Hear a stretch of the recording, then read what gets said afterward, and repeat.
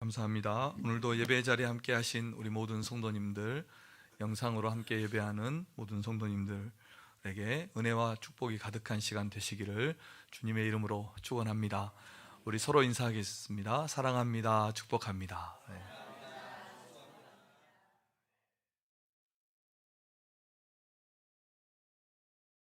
우리는 지난주에 예수님의 부활이 단순한 어떤 신화나 전설이 아니라 역사적인 사실이고 복음의 중심이라는 사실을 우리가 생각해 보았습니다.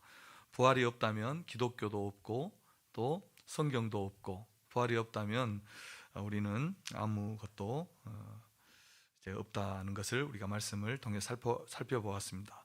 그렇기 때문에 우리는 예수님의 부활을 확실하게 믿어야 한다라는 것이 지난주에 이제 말씀이었습니다. 그리고 오늘 본문에서 사도 바울은 연결해서 고린도 교회 성도들에게 다시 한번 물어봅니다. 만약에 부활이 없다면 어떻게 될까? 여러 가지 말씀을 합니다. 다시 한번 부활이 없다면 가정하면서 몇 가지를 말씀하는데, 예수님이 부활하지 않았다면 우리의 믿음은, 우리가 이 믿음은 어떻게 되는 것이고, 또 우리의 구원은 어떻게 되는 것이고, 사랑하는 믿음의 사람들, 지금까지 믿음 안에서 살았던 사람들은 어떻게 될 것이고, 또 지금껏 우리가 살아온 이 믿음의 삶은 어떻게 될 것인가, 이런 질문들을 던지면서 부활이 없다면 이 모든 것이 다 허물어진다, 이렇게 말씀을 하고 있습니다. 그래서 이 질문은 어떤 신학적인 논쟁을 유발하는 그런 질문이 아니라 우리의 삶 전체를 걸고 우리의 인생의 의미, 또 죽음 다음에 우리의 그 영원한 삶은 어떤 의미가 있는 것인지를 물어보는 그런 질문입니다. 그러면서 사도 바울은 오늘 12절에서 22절까지 말씀에서 12절에서 17절까지 말씀에서 이 부활이 없다면 우리가 어떻게 될 것인가를 네 가지를 말씀하고 있습니다. 자기가 묻고 자기가 대답하죠. 17절에서 19절에 만약에 부활이 없다면 우리의 믿음도 헛되고, 그리고 우리가 여전히 죄 가운데 있게 될 것이고, 그리스도 안에서 잠자는 자들도 망하였을 것이고, 또 우리의 삶 또한 가련하고 불쌍한 삶이 될 것이다, 이렇게 말씀을 하고 있습니다. 이 말씀을 오늘 본문은 두 문장으로 확실하게 대답을 해주고 있는데, 부활이 없다면 18절 말씀처럼 그리스도 안에서 잠자는 자들이 다 망하였을 것이다, 이렇게 말씀을 하고, 또 19절에서는 모든 사람 가운데 우리가 더욱 불쌍한 자가 될 것이다, 이렇게 말씀을 하고 있습니다. 그러니까 예수님 믿고 잠자는 자들, 죽은 자들이죠. 예수님 믿고 죽은 자들도 다 망하였을 것이고, 예수님 현재 살아서 그리스도를 믿고 따르는 자들도 다 가장 불쌍한 사람들이 될 것이다. 그러니까 예수 믿는 모든 사람들이 망하든지 가장 불쌍한 자들이라는 그런 말씀을 하고 있는 것입니다. 그런데 그리스도께서 부활하셨다면 반대가 되겠죠. 망하지도 않을 것이고 가장 불쌍한 자들이 되지 않을 것이다 하는 것이 사도 바울이 말씀하는 그런 내용입니다. 그리스도의 부활 때문에 우리에게 주어진 것이 몇 가지가 있어요. 그리스도의 부활하셨다는 사실로 우리가 확실하게 알 수 있는 것이 있는데, 첫째는 뭐냐면 우리도 부활한다는 사실입니다. 그리스도의 부활이 우리의 부활을 보증하는 것이고, 그리고 우리가 믿고 구원받았다 하는 것이 결코 헛된 말이 되지 않는다는 것이고, 그리고 그리스도 안에서 살아가는 우리의 삶이, 예수 그리스도를 믿고 그 믿음의 삶을 살아가는 우리의 삶이 헛되지 않는다는 것을 말씀해 주는 것입니다. 그러니까 예수님의 부활은 우리에게 진정한 삶을 선물로 주신 것이다 하는 것입니다. 우리가 오늘 첫 번째로 살펴볼 것이 그것입니다. 우리는 그리스도의 부활 때문에 주님 안에서 새로운 삶을 얻었습니다. 그리스도 안에서 삶을 얻은 것입니다. 오늘 22절 말씀은 이렇게 말씀을 합니다. 22절을 우리 함께 읽어보겠습니다. 시작. 아담 안에서 모든 사람이 죽은 것 같이 그리스도 안에서 모든 사람이 삶을 얻으리라. 아멘. 자, 모든 사람이 그리스도 안에서 삶을 얻는다, 이렇게 말씀을 했습니다. 우리는 이미 이 세상에 태어나서 삶을 얻었고 삶을 살아가고 있습니다. 그런데 무슨 또 다른 삶이 필요합니까? 성경은 또 다른 삶이 필요하다고 말합니다.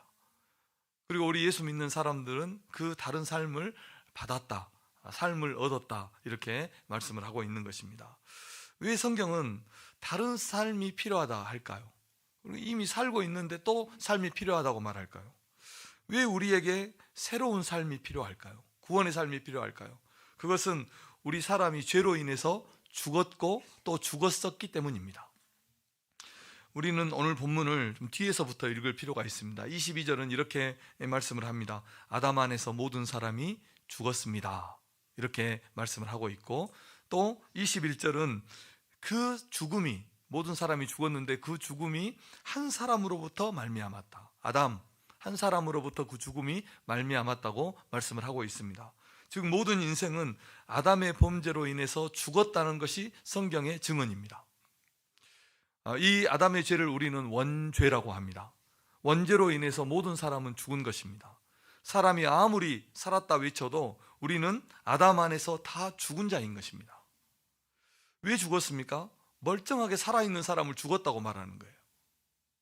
그것은 이 하나님에게서 우리 사람이 떨어져 있기 때문에 우리 사람은 죽은 것입니다.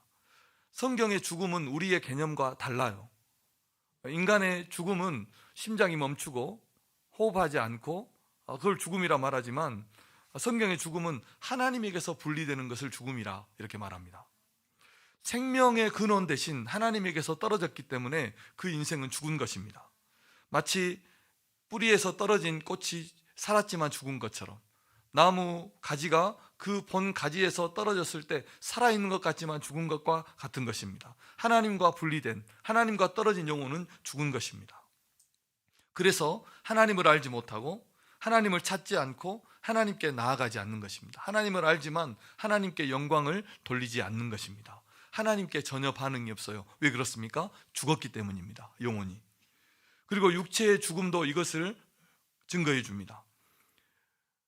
육체의 죽음은 무엇을 뜻합니까? 육체의 죽음도 분리입니다. 우리의 영혼과 육체가 떨어지는 것입니다.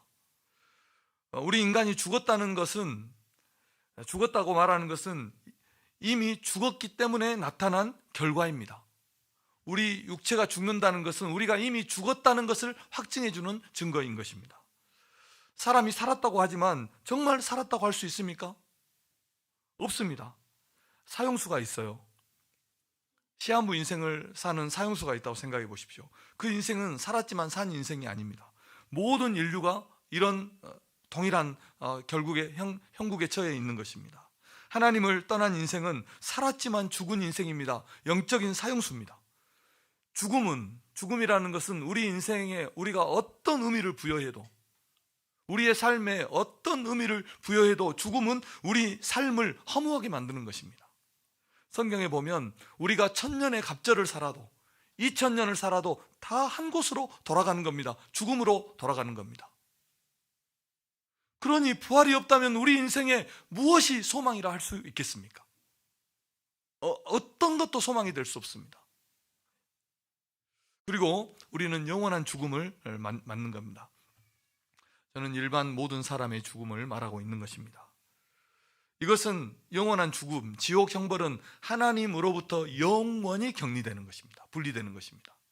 이것이 두 번째 사망인 것입니다.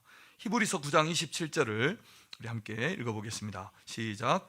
한 번 죽는 것은 사람에게 정해진 것이요 그 후에는 심판이 있으리니. 아멘. 이것이 영원한 죽음이고 죄의 결과로 우리 모든 사람에게 주어진 그런 결론입니다. 하나님을 떠난 우리 인류의 마지막 상태가 영원한 죽음의 두 번째 죽음에 이르게 되는 것입니다. 그러므로 모든 이 땅에 발을 딛고 살아가는 모든 사람은 예수 그리스도를 믿어서 죄 사함을 얻고 그 죄로부터, 죽음으로부터 구원이 필요하다는 것입니다. 그런데 이렇게 구원이 필요한 인생들에게 예수 그리스도의 부활은 그를 믿음으로 그 죽음으로부터 참된 삶을, 참된 구원을 선물로 받게 되었다는 것입니다. 이것이 성경이 말하는 구원인 것입니다. 우리는 이것을 거듭난 삶, 구원의 삶, 새로운 삶이라고 부르는 것입니다. 에베소서 1장 2장 1절에서 3절은 우리가 거듭나기 전에, 구원받기 전에 우리의 삶이 어떠했는가를 잘 말해주는 성경 구절입니다. 에베소서 2장 1절에서 3절입니다. 시작. 그를 허물과 죄로 죽었던 너희를 살리셨도다. 그때의 너희는 그 가운데서 행하여 이 세상 풍조를 따르고 공중의 권세 잡은 자를 따랐으니 곧 지금 불순종의 아들들 가운데서 역사하는 영이라. 전에는 우리도 다 그 가운데서 우리 육체의 욕심을 따라 지내며 육체의 마음에 원하는 것을 하여 다른 이들과 같이 본질상 진노의 자녀이었더니. 아멘. 에베소서 2장은 먼저 우리가 구원받기 전에 허물과 죄로 죽었다고 말합니다. 죽었었다고 말하는 것이죠. 그리고 그 죽음의 삶이 어떠했는가를 2절 3절이 말씀해 주고 있는데, 세상의 유행을, 풍조를 따르고 공중의 권세 잡은 자 마귀를 따라서 행했고 또 육신의 정욕을 위해서 육체에 원하는 대로 살았다, 이렇게 말씀을 하고 있는 것입니다. 이것이 거듭나지 못한 자의 삶, 영원히 죽은 자의 삶이었습니다. 그런데 우리가 예수 그리스도를 믿어서 구원을 받고 이제는 새로운 삶, 구원의 삶을 얻었습니다. 새로운 삶을 얻은 것입니다. 이제는 우리가 세상의 유행이 아니라 하나님 나라의 유행을 따라서 살아가고, 마귀를 따라 사는 것이 아니라 하나님의 말씀을 따라 살고, 육체의 정욕을 위해서 사는 것이 아니라 성령의 욕심을 이루기 위해서 사는 그런 성도가 된 것입니다. 그러므로 예수님을 믿어서 구원 얻은 우리 성도들은 이제부터 구원의 삶, 새로운 삶, 거듭난 삶을 살아갈 수 있게 되었고 살아야 하는 것입니다. 몇 해 전에 미국에서, 오래전에 미국에서 이런 실화가 있었죠. 당연히 우리나라에도 있을 법한 그런 이야기들입니다. 중년의 한 여성이 중병에 걸려서 심장이 완전히 망가진 거예요. 심장이 망가졌어요.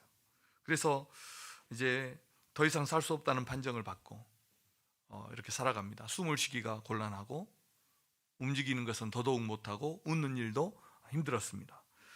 약에 의지하여 하루하루 이렇게 버티며 살아가다가, 그런데 심장 이식을 받게 된 거예요. 한 20대 청년이 교통사고로 뇌사 상태에 빠졌는데 장기 기증을 해서 심장 이식을 받게 되어서 수술이 잘 되었습니다.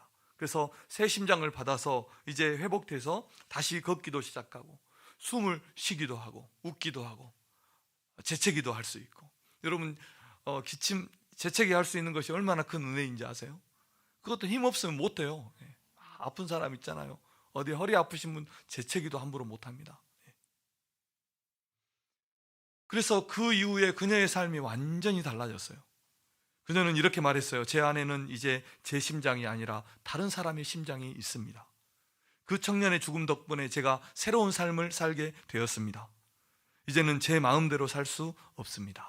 이렇게 고백했대요. 생명이 자기의 것이 아님을 알게 되었어요.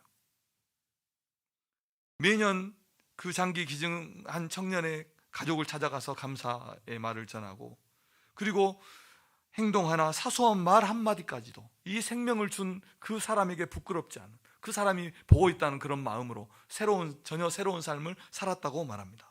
사랑하는 성도 여러분, 우리 안에도 누군가의 생명이 들어와 있는 겁니다. 바로 예수 그리스도의 생명인 줄로 믿습니다. 그분의 십자가와 부활 때문에 우리는 생명을 얻은 겁니다. 삶을 얻은 것입니다. 이제는 그래서 우리는 더 이상 예전처럼 살 수가 없는 것입니다. 우리 안에 예수 그리스도의 심장이 있고 우리의 피에 예수 그리스도의 피가 흐르기 때문인 것입니다. 우리는 예수 그리스도를 믿음으로 새로운 삶을 얻은 것입니다. 구원을, 생명을 얻은 것입니다. 그러므로 이제는 우리는 그 생명에 합당하게, 우리에게 그 은혜를 주신 그 구원에 합당한 삶을 살아가는 우리 성도들이 되어야 할 줄로 믿습니다. 그러면 이 구원에 합당한 삶은 무엇일까요? 사명을 감당하는 삶입니다.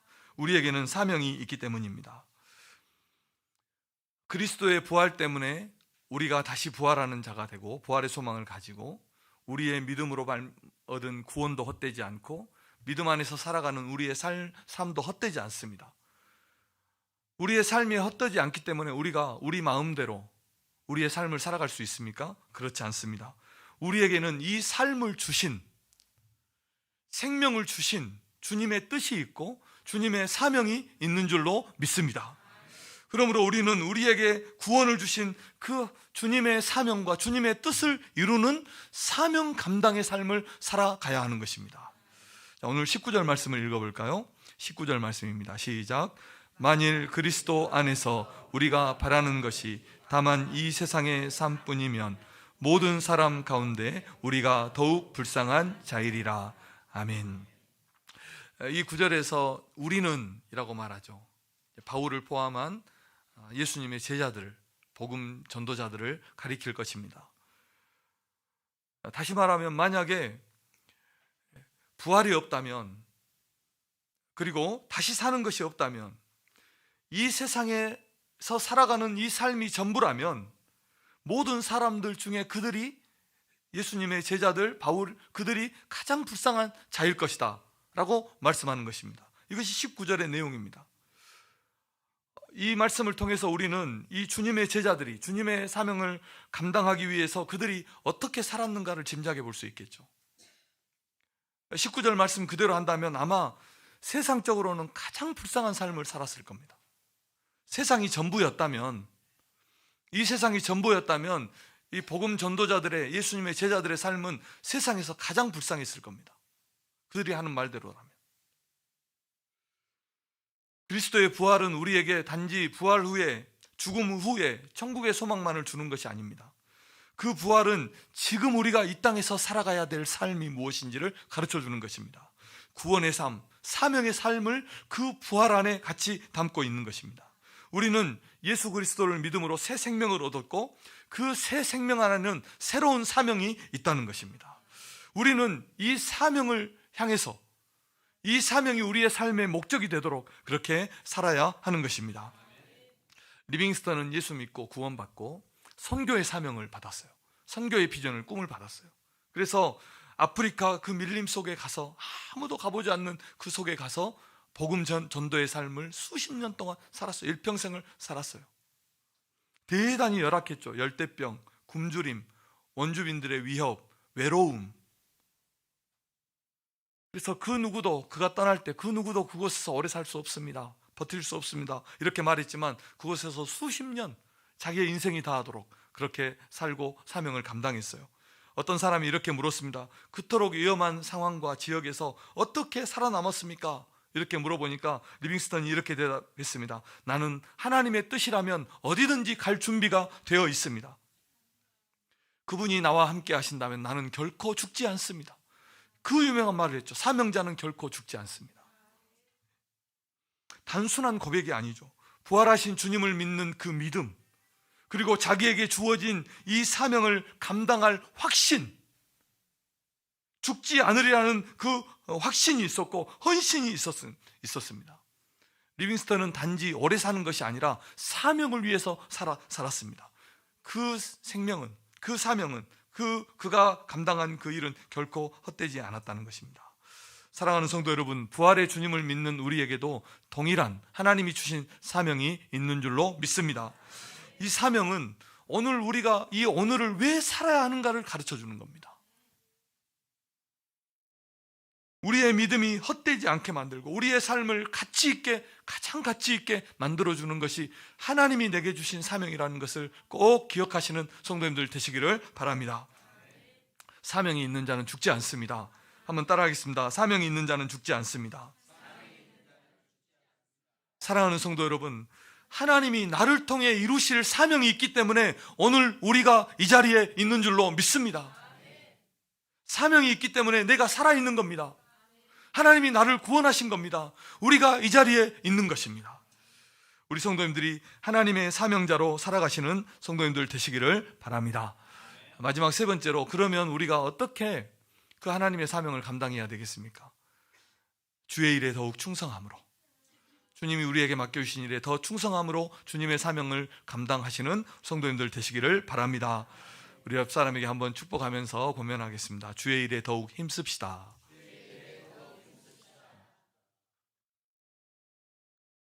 고린도전서 15장 58절 말씀을 함께 읽겠습니다.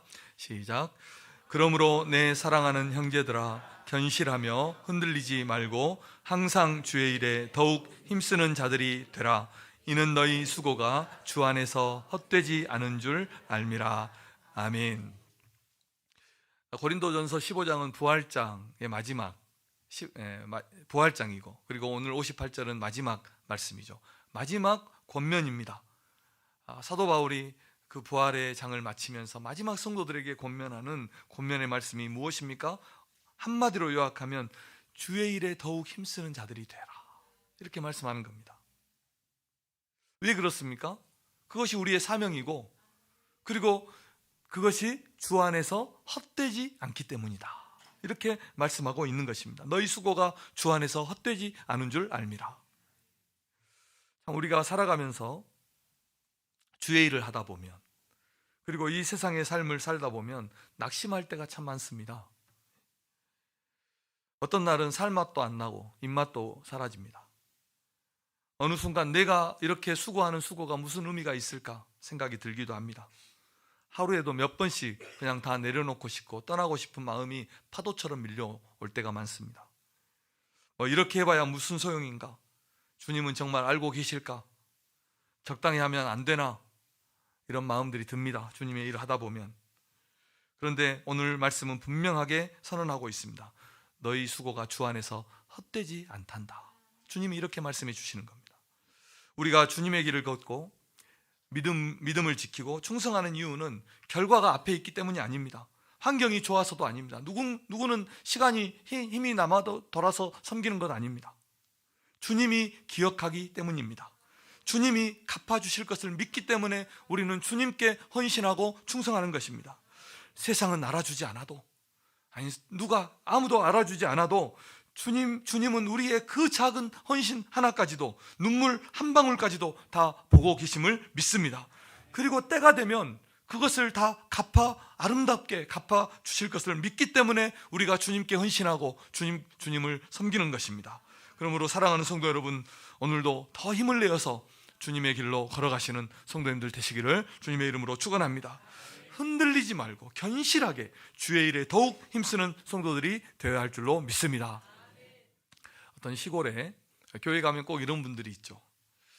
연로한 집사님이 한 분이 계셨어요. 몸이 불편하고 시력도 흐릿하고, 그런데 예배 후에는 항상 교회를 정리하는 거예요. 마당을 쓸고 쓰레기를 정리하고 어지러워 놓고 가는 것을 치우고 정리합니다.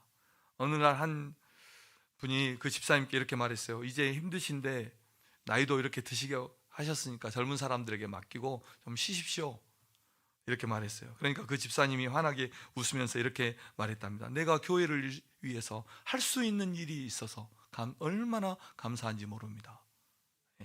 빗자루 들 힘 없을 때까지 그렇게 주님의 교회를 쓸고 닦겠습니다, 이렇게 고백했대요. 교회 가면 꼭 이런 분들이 있어요. 우리는 쓰레기를 채우는 사람이 아니라 쓰레기를 비우는 사람이 되시길 바랍니다. 주님은 우리의 작은 수고도 결코 잊지 않습니다. 교회를 섬겨보니까 작은 것이 큰 것이더라고요. 작은 섬김 계속하는 것이 이게 진짜더라고요. 큰 것은 한 번씩 할 수 있어요. 주님을 위해 죽겠습니다. 큰 것은 얼마든지 장담할 수 있는데 작은 것을 계속하는 게 이게 진짜 충성이에요. 주님을 위해 수고할 일을 찾아보십시오.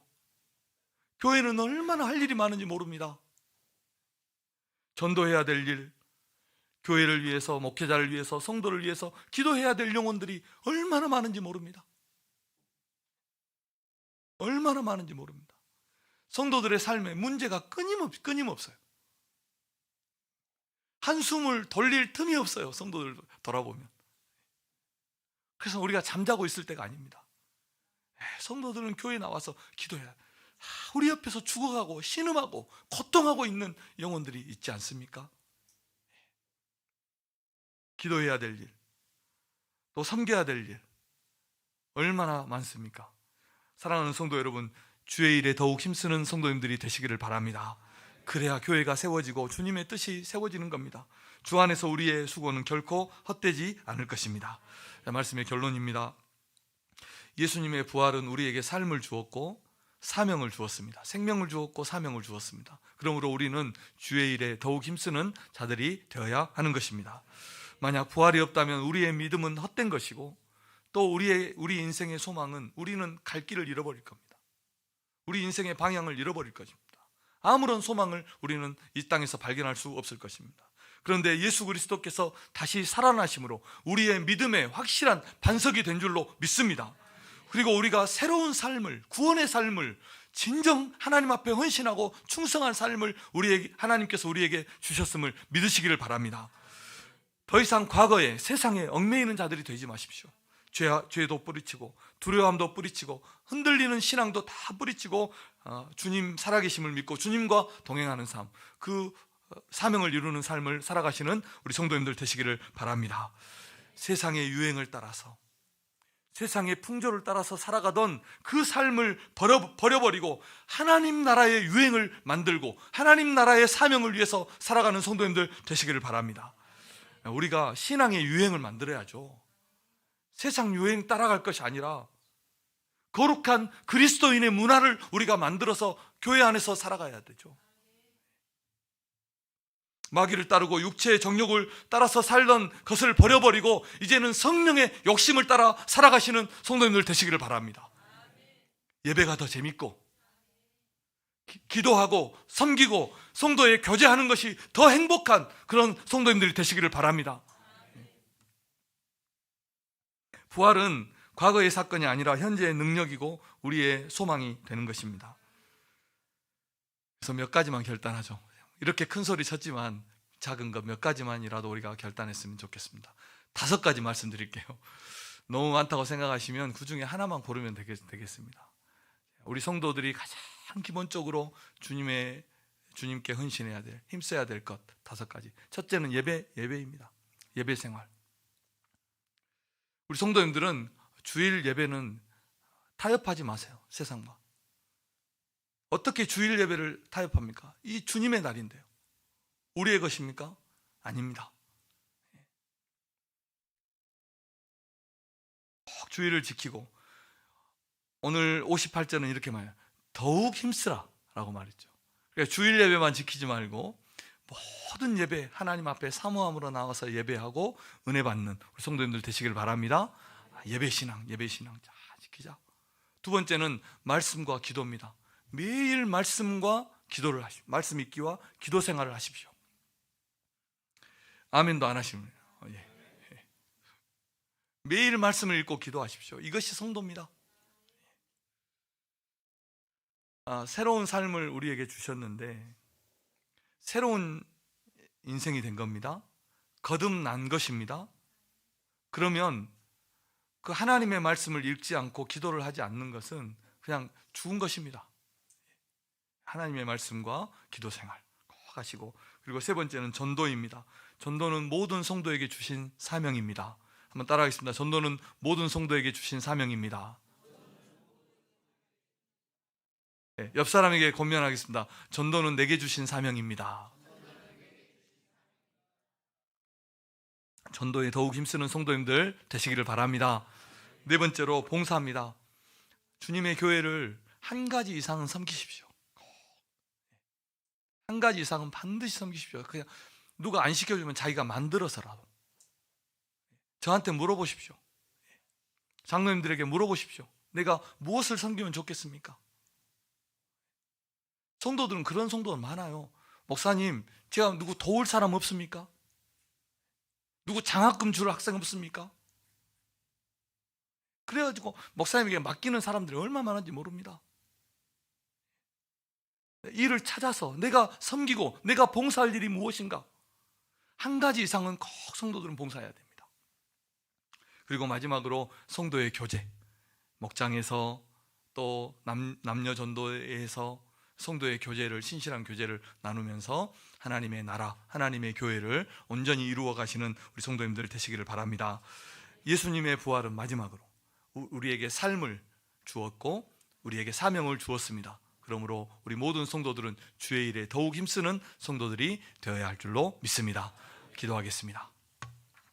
하나님 아버지, 감사합니다. 주신 말씀 아멘으로 받았습니다. 주님의 부활이 있기 때문에 우리의 믿음도 구원도 우리의 삶도 헛되지 않은 줄로 믿습니다.